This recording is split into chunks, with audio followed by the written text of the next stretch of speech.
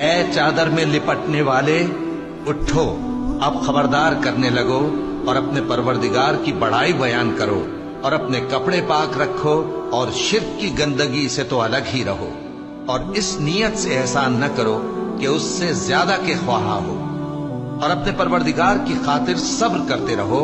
پھر جب سور پھونکا جائے گا تو وہ دن مشکل کا دن ہوگا، یعنی کافروں پر آسان نہ ہوگا۔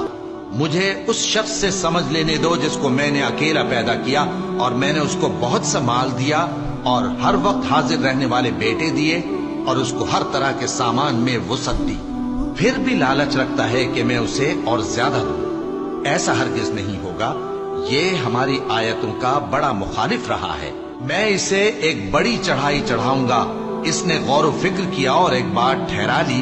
یہ مارا جائے، اس نے کیسی تجویز کی، پھر یہ مارا جائے، اس نے یہ کیسی تجویز کی، پھر اس نے نگاہ کی، پھر تیوری چڑھائی اور منہ بگاڑا،